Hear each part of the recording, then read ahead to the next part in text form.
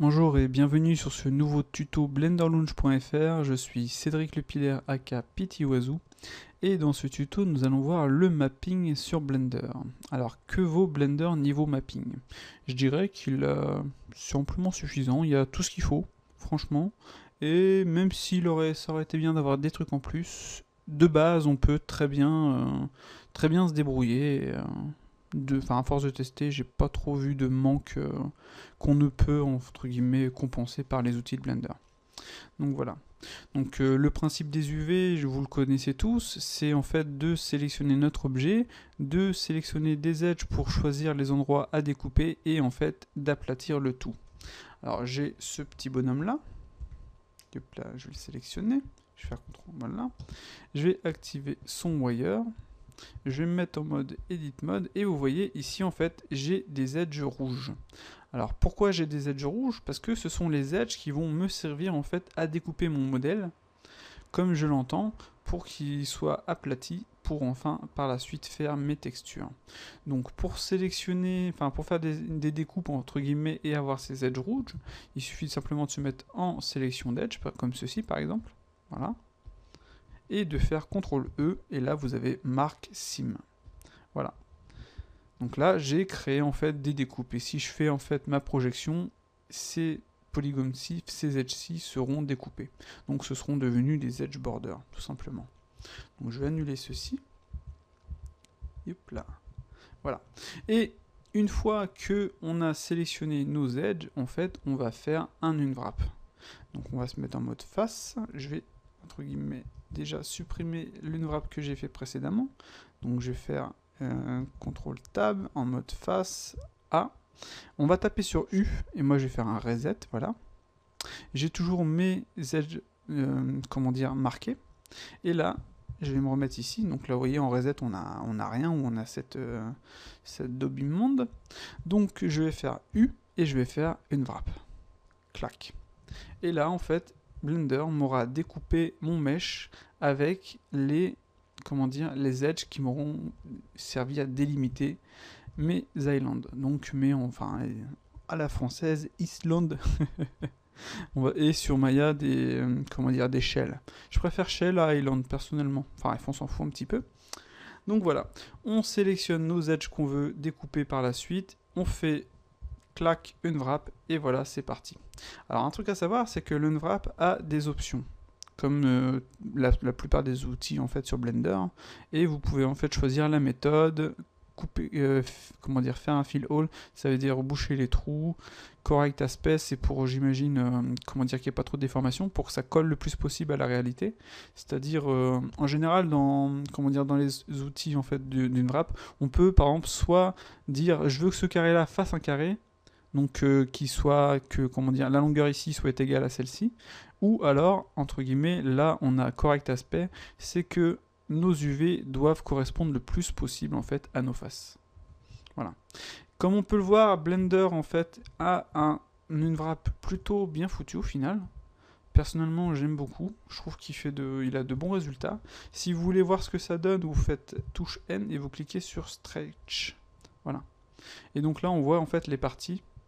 On va agrandir ceci, les parties qui sont stretchées, et comme on peut le voir, on a la plupart vraiment bien, quoi. Donc quand c'est bleu, c'est nickel. Quand c'est vert, ça commence à être un petit peu tiré, et quand c'est rouge, par exemple, si je fais G, vous voyez, je commence à avoir un petit peu de trucs ici. On va déplacer là, histoire de tirer un petit peu tout ça. Vous voyez, ça va, au fur et à mesure qu'on va déplacer tout ça, ça va aller vers le rouge, pour avoir quelque chose de bordélique. Et là, on se dit, merde, ça chie, quoi. Clac. Donc, vous voyez. Donc, je sais même pas s'il y a du rouge au final. Ce sera plutôt du vert. Donc, bleu, c'est nickel, et l'autre, c'est pas nickel. Donc, on va annuler tout ceci. Clac, clac. Et on va voir, en fait, rapidement pour les options de déplacement, etc. Donc, on va le décocher. Pour sélectionner un island, c'est la touche L. Voilà, comme ceci. Shift L pour en sélectionner un second en plus. Vous voyez. Ou alors la touche A pour tout désélectionner ou tout sélectionner. Donc vous allez sélectionner un island et vous allez faire la touche G. G, ça va permettre de déplacer. Donc on peut contraintes par rapport à des axes, relativement pratique. On peut faire une rotation avec la touche R. On peut faire une rotation en fonction du curseur. Donc vous voyez, je vais mettre le curseur ici. Je vais dans mes outils de rotation qui sont ici, cocher 2D curseurs. Et si je fais R, vous voyez, directement, j'ai quelque chose de nickel par rapport à ce que je veux.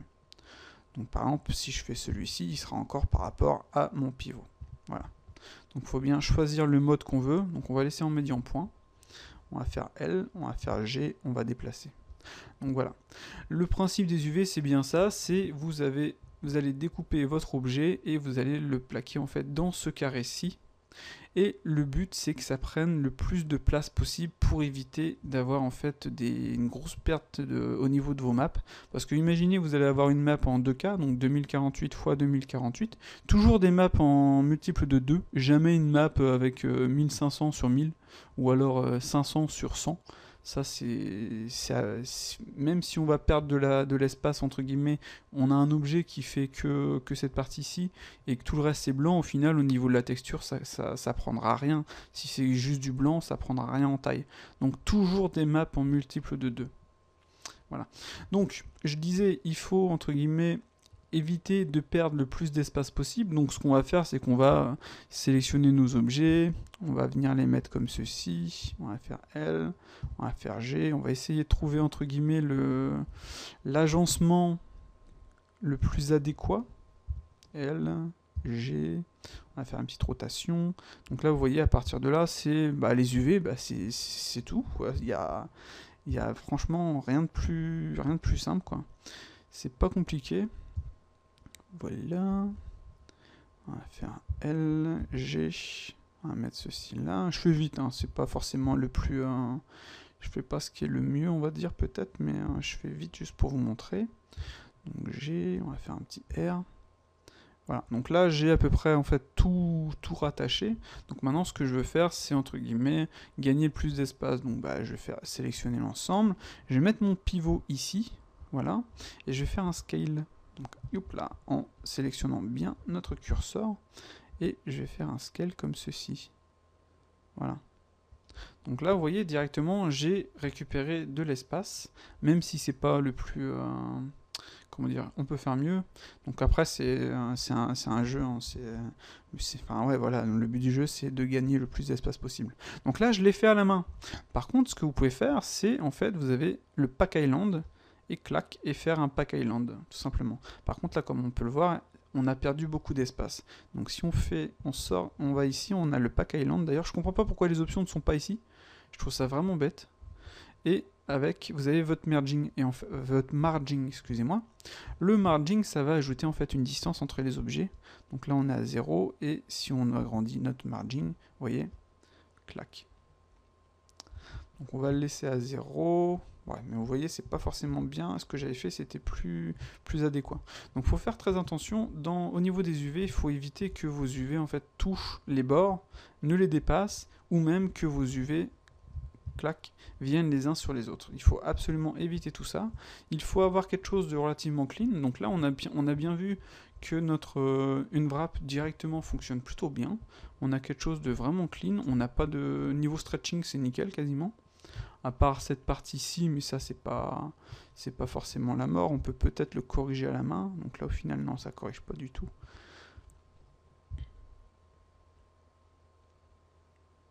Vous voyez, celui-ci ça le corrige, mais celui-là ça le corrige pas. Donc s'il y a un petite modif, c'est pas la mort, mais de base on a vraiment quelque chose de plutôt sympathique. Voilà, donc ça c'est entre guillemets comment dire, les UV pour un modèle. Donc pour n'importe quel modèle, ça va être comme ça, c'est tout. Aussi simple que ça, il n'y a rien de plus simple, franchement. Après, vous allez avoir en fait des options pour pouvoir tweaker un petit peu vos, comment dire, vos UV, enfin vos vertex. Ouais, là c'est les UV entre guillemets quoi. Bon, enfin là c'est plus des vertex que des UV quoi. Mais entre guillemets, vous allez avoir en fait par exemple un outil comme le Q. Vous faites Q, vous allez avoir le UV Sculpt. Donc je vais décocher le display et tout ça, je n'ai pas forcément besoin. Et l'UV Sculpt, en fait, ça va vous permettre, voyez, de déplacer vos UV, de faire un petit lissage, comme ceci, clac. Vous allez cocher le lock border, comme ça va vous éviter, vous voyez, de sélectionner les bords, ou vous allez le décocher si jamais vous voulez, par exemple, si ça vous voulez quelque chose de droit, bah c'est simple, vous allez décocher Q, vous allez faire A pour désélectionner, on va faire Alt, et là on va faire en fait W, Align sur X, et on va faire un petit GX pour déplacer un petit poil, voilà, et là maintenant on va refaire un petit Q en cochant Lock Border, on va augmenter sa taille avec F, et on va faire un Shift, et là vous voyez, vous allez pouvoir en fait remodifier vos UV pour avoir quelque chose de clean avec cette partie-ci bien droite si jamais vous en aviez besoin. Donc on peut, oups là, qu'est-ce que j'ai fait comme bêtise? On peut faire la même chose avec celui-ci, clac, donc on va désélectionner ça. On va faire par exemple, si par exemple on veut, entre guillemets, que ce soit droit, mais on veut pas bouger ces points-ci parce qu'on sait qu'ils sont bien placés. Donc on va en désélectionner un, on va faire W, Align sur X, comme ceci, on va faire G, X et CTRL pour venir snapper sur celui-là. Voilà, comme ça on est sûr d'avoir gardé la bonne position. Donc après, c'est simple, on fait Q, et on fait Shift. Hop là, attendez. Donc là, par exemple, on a sélectionné celui-ci, ce qui est assez embêtant. Donc ce qu'on va faire, c'est Q, on va faire L, on va faire G. Faut pas hésiter à déplacer vos objets. On refait Q, on fait Shift, et là, vous voyez, direct, pouf. On déplace. Voilà. Donc si on fait stretch, on voit un petit peu, bon là c'est normal que ça donne ça, parce que c'est une partie courbée, c'est une partie qui est en dessous, c'est au niveau du cou. Non, le cou il est là, c'est plutôt au niveau du bas du cou entre guillemets. Mais si jamais vous avez par exemple un pantalon à faire, vous avez, ou un objet avec un truc, comment dire, avec des vêtements, par exemple, des vêtements, pour avoir des vêtements corrects, il faut en général les avoir bien droits. Au niveau comme ça, quand vous allez ajouter une map de couture, vous allez avoir quelque chose de nickel. Donc là, c'est le même principe, vous allez mettre vos objets, enfin vos bords bien droits, et après vous allez faire un petit relax, vous voyez, comme ceci, plaf. Après, en fait, vous voyez ici, vous avez grab, relax, pinch. Le pinch, ça sert à faire ça, tout simplement, à faire un pinch. Le relax, vous avez deux options, Laplacian ou HC. Donc voilà, le HC il change un petit peu par rapport au Laplacian, comme on peut le voir. Clac. Et si je remets Laplacian, normalement il va me remettre comme c'était. Donc on dirait que le HC va venir en fait bien essayer de mettre les edges bien droits ici. Au final, ouais, c'est plutôt pratique. Clac. En fonction des déformations que vous allez faire, ça va être ce soit l'un soit l'autre, enfin bref. Donc là vous avez vu, on a en fait notre sculpt mode qui est vraiment sympa. Donc là en grab, qui est vraiment pratique. Et après vous pouvez lisser pour avoir quelque chose de nickel quoi. Donc là par exemple on a fait ça. On se dit bon j'ai envie de lisser mais là c'est pas, vous voyez, même si j'appuie ça va être long à avoir quelque chose de correct. Donc soit si je mets le relax et j'ai peut-être ma strange ici. Pareil, c'est pas forcément GG.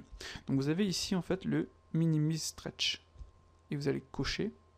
Et il va en fait continuer. Vous voyez, vous allez faire plus. Ou avec la molette, vous allez augmenter ou diminuer la molette pour qu'il vienne. Ah, ma souris n'était pas activée. Augmenter ou diminuer, vous voyez, la molette pour qu'il vienne en fait stretcher le mieux possible pour éviter le plus de stretch quoi. Donc en fonction, encore une fois, de vos UV, ça va être relativement pratique.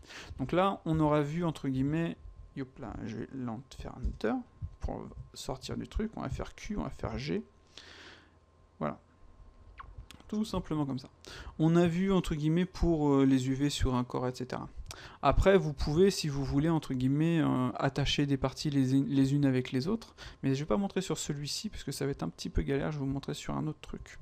Mais au niveau des UV d'un corps, d'un modèle organique ou même d'un modèle comment dire, de vêtements ou autre chose, c'est aussi simple que ça. Après, pour les, comment dire, les objets de la vie courante, les objets, comment dire, j'ai un petit trou. Bon, on va rester sur les objets de la vie courante, j'ai un petit trou. Donc on va sélectionner celui-ci, on va faire clac, on va rester en mode objet. Parce que c'est vrai que quand on est en mode objet, par exemple, on voit pas les UV. Ça, c'est, je trouve, vraiment nul. Je trouve ça vraiment con, franchement.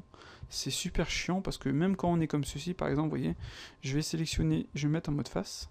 sélectionner cette face-ci. Bon, comment je peux faire pour voir quelle face j'ai sélectionné? Là, bon, je l'ai entre guillemets ici. Donc au final, ça va, mais je pense que c'est par rapport à une petite modification que j'avais fait. Donc au final, ouais, là, ça peut aller.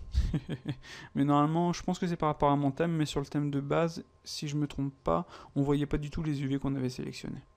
Enfin bref. Ou alors on les voyait, mais je me rappelle plus. Donc je vais pas dire de bêtises. Donc le truc quand même chiant, c'est qu'en mode edit, enfin d'objets de base, on les voit pas, donc faut absolument se mettre comme ceci. Et souvent on est comme ça, donc pour faire c'est juste pour vérifier des UV, c'est une grosse perte de temps. Alors pour ça, Blender, c'est vraiment pourrave. Personnellement, je trouve que c'est vraiment nul. Voilà. Ok, donc on va faire H pour virer ceci. On va ajouter en fait un cylindre. On va partir sur un truc plutôt simple, comme ceci. On va faire la même chose. Hop là, on va se mettre en edit mode, on va se mettre en mode edge, on va sélectionner des edges, on va faire ça. On va faire CTRL E, on va faire mark sim. Voilà.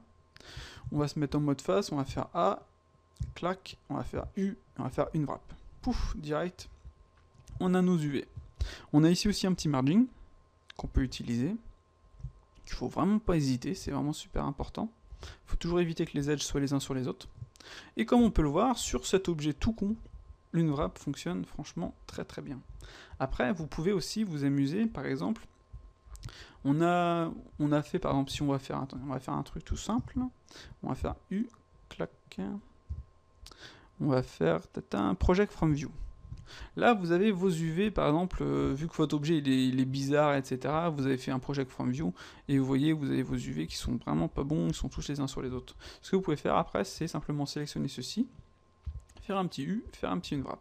Et là, en fait, clac, même chose ici, U, UnWrap, même chose ici, on va faire A, on va faire ceci, on va se mettre en mode Z, wireframe, on va faire U, on va faire UnWrap. Pouf, voilà. Comme ça, en fonction de l'objet que vous allez avoir, là, je vais me mettre en mode, je suis toujours en mode face. En fonction de l'objet que vous allez avoir, vous allez avec l'UnWrap pouvoir récupérer quelque chose de direct nickel. Alors là, on a nos UV les uns sur les autres, ce qui n'est pas bon, vous en douterez. Ce que vous pouvez faire, c'est simplement faire déjà Average Island Scale, comme ceci. Comme ça, en fait, en fonction de votre objet, ils vont prendre la bonne dimension. Et ensuite, un petit Pack Island, comme on a fait tout à l'heure. Et là, vous avez directement récupéré ce qu'on avait si on avait fait UnWrap. Voilà, tout simplement. C'est plutôt pratique. Donc comme on a pu le voir avec U, on a plusieurs en fait possibilités de projection. Donc soit on vire tout, voilà, on n'a plus rien, enfin c'est un truc de base, c'est pourri. Soit on fait Not UnWrap, soit vous avez le Smart UV Project, ça j'avoue j'ai pas franchement utilisé, sûrement pour les objets mécaniques, ouais voilà c'était le mot de tout à l'heure qui me manquait, sur les objets mécaniques spécifiques. Donc vous avez l'Island Margin, etc. Area Weight, vous allez faire OK. Donc on a presque la même chose, sauf que là vous voyez on a un petit truc qui chie un petit peu. Donc ça c'est pas GG. Donc c'est peut-être en fonction des objets quoi. Donc pareil, Lightwrap, Follow Active Quad, etc. Clac. Bon là il fallait sélectionner un cube, enfin une face active. Vous voyez, face active mode Big Quad. Donc là c'était pas le cas. Je pense que ce serait la dernière sélectionnée en fait. J'ai jamais utilisé ce truc là. Clac. Et là, ça me l'a fait. Peut-être un... Ouais, bah ça a marché en fait. Voilà. Donc vous avez ouais, plusieurs trucs possibles. Donc là, vous avez le cube projection qui va faire une projection du cube. Un truc qui est dommage aussi, c'est qu'on voit pas la projection dans le viewport. Ça, c'est un truc qui est bien dans Maya. On peut voir la projection, on peut la modifier dans le viewport. Donc là, le cube, ça va être entre guillemets une projection verticale, horizontale, face, côté, etc. En fonction des 6 faces du cube, quoi. Voilà. Vous avez le Cylindrical Projection. Donc là, comme on peut le voir sur le Cylindrical Projection, il nous fait en fait une projection cylindrique, c'est-à-dire un autre cylindre plus grand que celui-ci, et il va en fait nous... Comment dire, notre cylindre, si on peut... Est-ce que mon truc fonctionne encore, ce truc? Non, c'était pas... J'avais un petit raccourci pour dessiner sur le viewport, mais là, c'est pas trop le cas. Enfin bref. Ça nous fait une projection cylindrique, comme l'UnWrap de base, sauf que le dessus est plat. Pourquoi? Parce que notre projection cylindrique voit notre mèche comme ceci. Vous voyez? Et donc il fait une projection circulaire. et donc les faces du dessus sont pourraves. Donc il suffit simplement de les sélectionner et de faire une wrap. Voilà. Donc l'une wrap correspond au final un petit peu à toutes les projections ou alors à la projection entre guillemets à une projection planar en fonction de l'objet que vous allez sélectionner. Parce que si je sélectionne ceci par exemple, je vais désélectionner celui-ci, si je fais une wrap, je vais avoir ça. Donc c'est vraiment en fonction de votre projection. Là par exemple mon une wrap il n'est pas terrible, mais c'est pas trop un problème. Ensuite vous avez en fait la projection sphérique et ensuite from view comme on a vu tout à l'heure. Donc ça peut être très pratique pour certaines choses, donc ou pas. Ou par exemple si vous voulez vraiment avoir quelque chose, vous voulez avoir une projection de cette direction là, vous pouvez faire you from view, voilà, mais vous voyez c'est pas clean. Donc là vous allez toucher la touche 5, on va se mettre en vue de face, 1, 5 pour se mettre en mode ortho, et là vous allez faire you from view. Et voilà, là on va vraiment avoir notre projection par rapport à notre vue, une projection bien droite avec les UV nickel. Et ça peut être très pratique en fonction de l'objet que vous avez à déplier. Ensuite, la dernière c'est bounds. Donc le bounds ça va être sur les bords, comme ceci. Et ça va vous faire le truc. Après vous pouvez faire un pack island et ajouter une petite marge, tout simplement. Voilà. Comme ça vous êtes sûr ça va pas toucher les bords et ça va être nickel. Donc c'est en fonction de ce que vous avez besoin de faire exactement, quoi. Donc voilà pour les projections de base. Après, je vais vous montrer un petit peu les différents outils ici, tout simplement. Donc je vais plutôt d'abord, avant de faire ça, faire A, clac, U, UVMap, parce que ça fonctionne plutôt bien. Clac, vous voyez. Bon, j'ai dû modifier mon truc à ce moment-là. Attendez, je vais faire un truc, je vais faire CTRL A. Toujours en fait vérifier que nos comment dire, nos transforms sont à 0, quoi qu'il arrive. Clac, une wrap. Et là, bizarrement, ça chie aussi. Ah, un truc que j'ai oublié de vous montrer, de vous expliquer, c'est aussi dans vos options d'une wrap, vous avez le Use Subsurf Modifier. C'est quand vous allez faire une subdivision de surface de votre objet, il va utiliser en fait votre modifier pour que les UV ne soient pas trop étirés. Donc ça c'est très important. Donc souvent je pense qu'il est préférable de faire son modifier et ensuite de faire ses UV. Vous pouvez faire vos UV sur votre base def, mais il prendra en compte votre modifier. Là j'ai 0 modifier, parce que j'ai pas de bevel, donc j'en ai pas forcément besoin pour l'instant. Mais c'est quand même important de le garder, quoi. Ok, donc on va voir comment travailler un petit peu les UV maintenant. Donc là comme on peut le voir, j'ai mon truc qui est pas droit du tout. Mes UV sont pas droits du tout, donc bah je vais faire A pour désélectionner, je vais plutôt faire ça, je vais faire W, aligne Y, pareil, A, ou je fais ça tout simplement, attendez, je vais faire clac, W, aligne Y, voilà, donc ça c'est relativement sympa. Donc on a vu tout à l'heure le pivot, celui-ci en fait c'est pour sélectionner les éléments individuellement, les faces individuellement sur votre objet. Donc si on le fout ici, vous voyez, on n'est plus en fait, on a nos UV, mais on peut sélectionner individuellement nos faces. Déjà pour les voir, pour savoir où ils en sont. Par exemple, si on voit pas forcément où est notre face, on l'active, on va la voir directement. Ça peut être très pratique, ou vous pouvez directement faire ça. Voyez ? Donc ouais, c'est la différence avec Maya, c'est que nos UV ne sont pas attachés les uns aux autres. Ils sont entre guillemets placés comme ceci, donc on n'a pas de border edge si on a, comment dire, là même si je prends ceci, vous voyez c'est comme ça, on n'a pas de border edge parce que Blender les considère, je vais désactiver ça, les considère comme attachés entre guillemets. Pourquoi? C'est parce que ici, clac clac, c'était lequel? Attends, il faut que je ressorte de ce mode là, voilà. Ici, vous voyez, vous avez le sélection node et vous allez voir après, je vais annuler ce que j'ai fait précédemment. Clac. Pour ceci, j'ai juste à faire A. Je vais faire CTRL Z. Voilà. Je fais A pour tout sélectionner. Voilà. Je mets en mode vertex. Donc c'est... Je désélectionne et je refais A. Voilà. Pour que j'y retourne, que je dise pas de bêtises, je suis en face, et là je suis en vertex, voilà, nickel.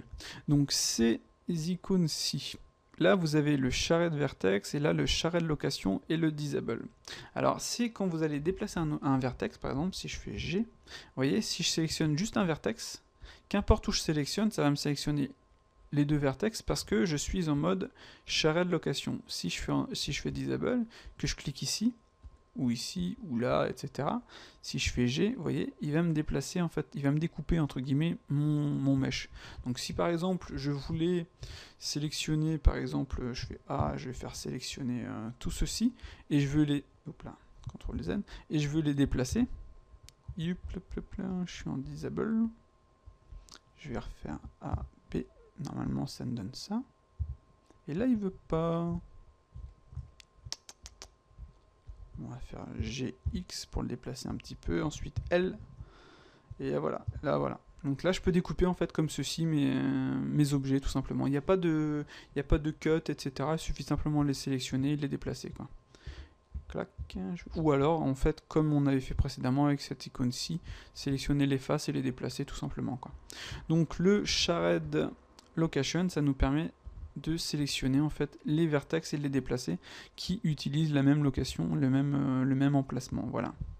Au-dessus, vous avez le charred vertex. C'est pour en fait, si je sélectionne un vertex, voir où se trouve l'autre par rapport à mon objet, tout simplement. Donc ça peut être très très pratique pour attacher des parties les unes avec les autres et pour faire une rotation de cet objet-ci. Par exemple, là j'ai ce on va prendre celui-ci par exemple. Je veux venir le mettre ici par exemple, donc je vais faire L, il est ici. Histoire d'être sûr de le déplacer correctement, je vais faire ça. Je vais me mettre en mode 2D curseur, je vais faire une rotation comme ceci, voilà. Et ensuite je vais faire L, et hop là, je me trompe pas. G, et là je suis sûr d'avoir voilà, mon objet bien placé, et je pourrais même venir coller en fait ces deux parties ici, quoi. Alors pour coller deux parties, donc je vais plutôt ajouter une subdivision ici, donc on va faire CTRL R, voilà.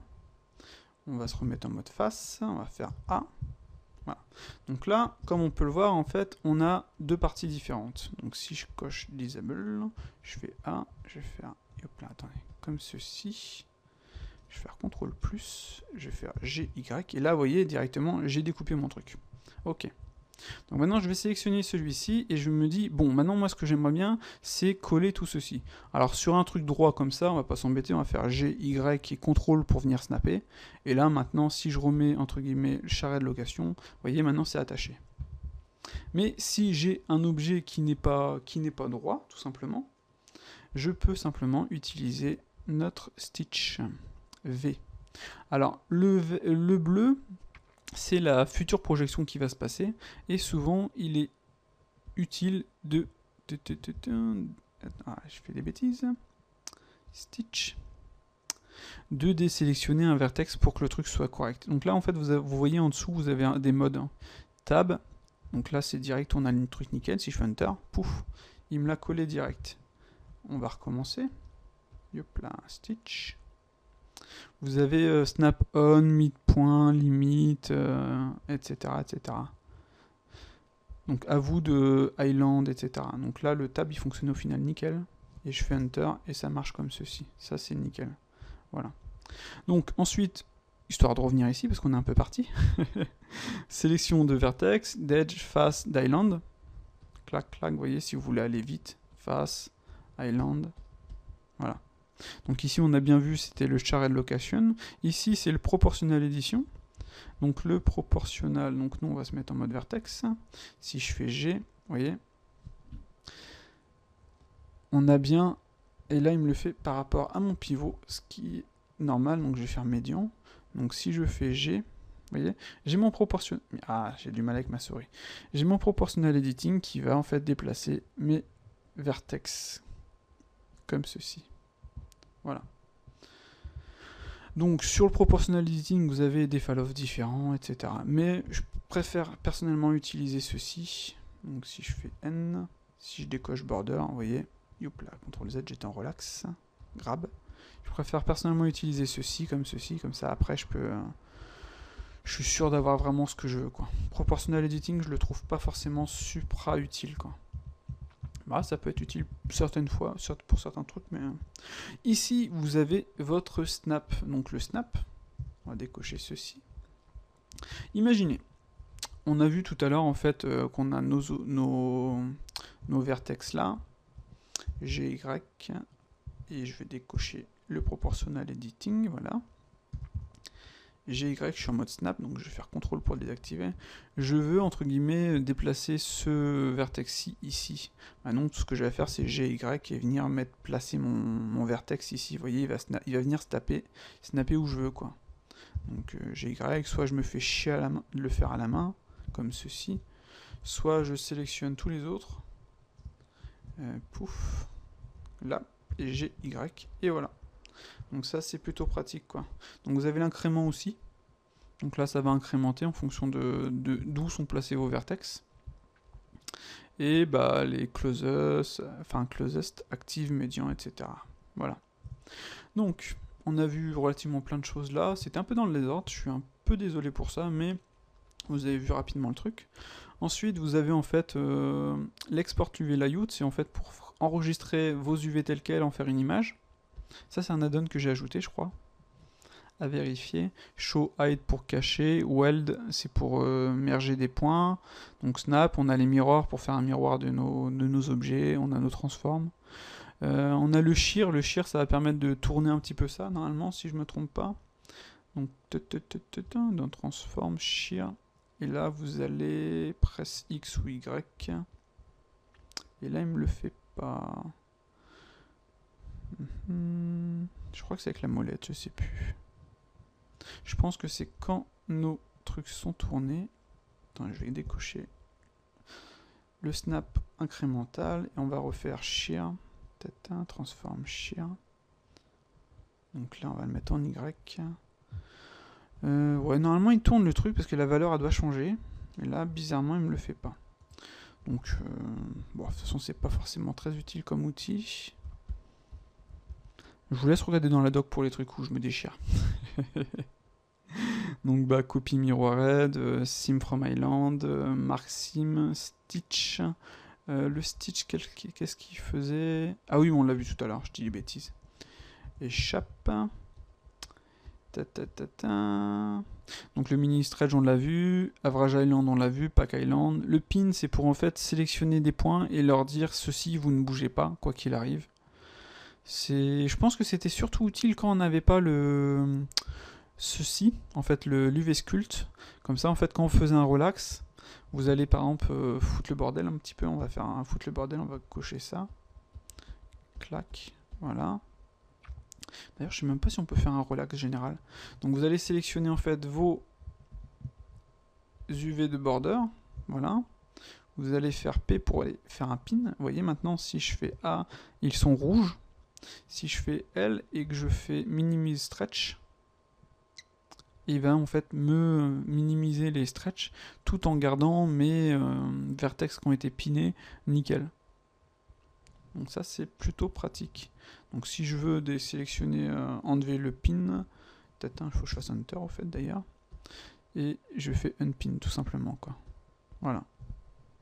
Donc ça peut être très pratique quand vous avez un objet spécifique que vous voulez vraiment le mettre bien carré pour garder le tout. Mais c'est vrai qu'avec le sculpt, ça dépend, ça peut être utile quoi.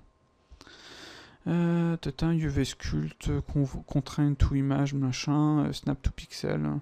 Bah, je pense qu'on a tout vu quasiment là au final. Au niveau des UV, on a vu comment aligner les trucs, on a vu comment les attacher, on a vu comment les déplacer. Hop là. On va faire un petit pack island. Voilà. Donc ouais, je pense qu'on va s'arrêter là. J'ai pas trop. Donc là on a un truc nickel. Bon là, ça chie. Pourquoi? C'est parce que déjà c'est pas bon d'avoir une face avec autant de polygones, donc de n-gones. Il faut au minimum faire une extrude, attacher le tout pour avoir des quads et des triangles au centre. Et je pense qu'on est bon quoi. Donc ouais, ça c'est avec le smooth, c'est au niveau des lignes on dirait. Trop face. Modified. Je pense que c'est avec quand on a une subdivision à voir quoi. Ah oui, une dernière chose. Si vous avez votre objet dans votre viewport et que vous voulez voir ce que ça donne, vous pouvez faire New Image. Ici, vous allez cocher UV Grid. Voilà, vous faites OK. Vous allez avoir la grille, comme ceci. Et maintenant, je me dis, bon, bah, j'aimerais bien l'avoir en fait dans le viewport, mais si je fais texture, bah, j'ai rien. Ça, c'est relativement embêtant. On va aller dans Défaut.